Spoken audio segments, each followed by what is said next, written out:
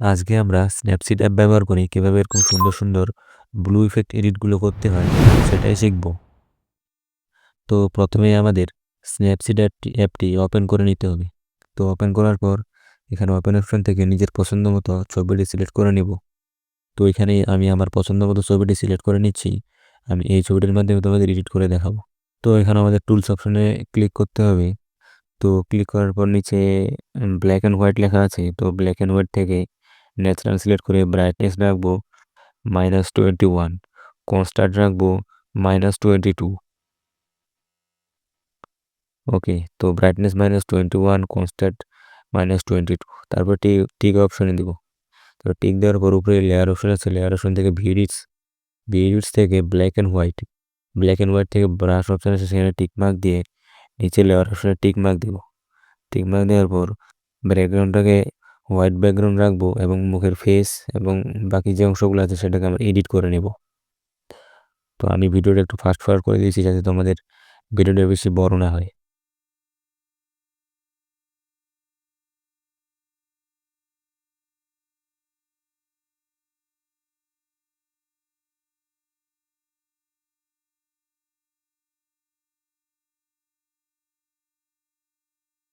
তো এখানে আমাদের প্রায় এডিট করা শেষ। তো এখানে এখন পিক অপশন দিয়ে উপরে ব্যাক অপশন আছে, সেখান থেকে ব্যাক নিব। তো ব্যাক নেওয়ার পর আবার টুলস অপশনে যাব। টুলস অপশনে যাওয়ার পর উপরে ক্রপস লেখা আছে, তো ক্রপসে ক্লিক করব। নিচে রেড অপশন আছে, তো সেখান থেকে রেড অপশন ক্লিক করে যে এটাকে একটু উপরের দিকে টানে বাড়ায় দেবো। তো তোমরা দেখে রাখো আমি কতটুকু বাড়াচ্ছি, এই অনুসারে তোমরা বাড়াবো। তারপর টিক অপশন দিব।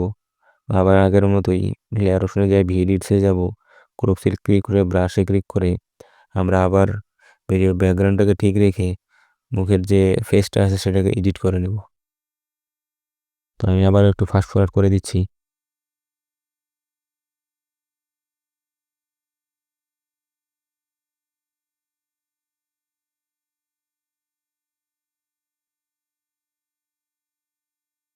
এখানে আমাদের এডিট করা শেষ।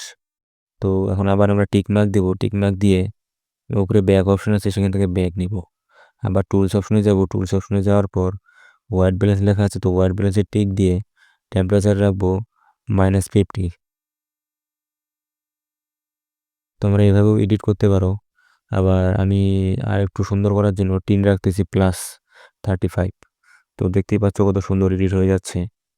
তো এভাবে এখানে এখন টেম্পারেচার -50, টিন +40, 39 রেখে টিক মার্ক দিয়ে ব্যাক নিব।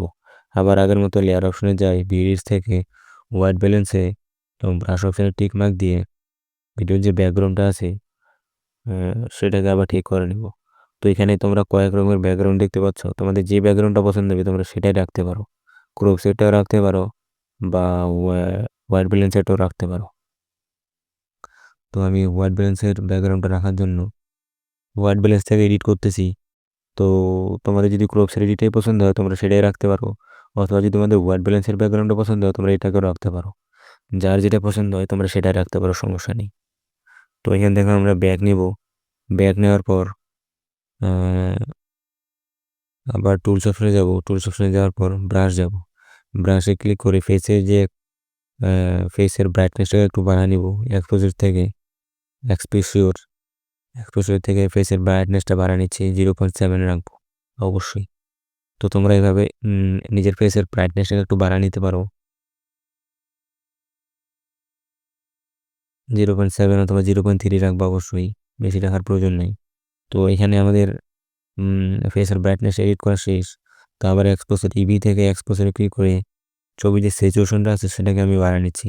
তোমাদের যদি ছবি স্যাচুরেশন বাড়ানোর প্রয়োজন হয় অবশ্যই বাড়াবা, আর যদি না বাড়ানোর প্রয়োজন হয় তাহলে বাড়ানোর প্রয়োজন নেই, এমনিতেই অনেক সুন্দর এডিট হয়ে যান। তো এইভাবে খুব সুন্দর সুন্দর এডিটগুলো করা হয় স্ন্যাপসিড অ্যাপ ব্যবহার করে। তোমাদের যাদের নতুন নতুন টিউটোরিয়াল প্রয়োজন হবে অবশ্যই আমার চ্যানেলটা সাবস্ক্রাইব তো করে দিবা। এখানে টিক অপশন দিয়ে এখন আমরা এক্সপোর্টে যাব। এক্সপোর্টে যাওয়ার পর ছবিটাকে সেভ করে নেব অবশ্যই। আর যাদের ফ্রি এডিট প্রয়োজন হবে তারা অবশ্যই আমাকে হোয়াটসঅ্যাপে নক করবা।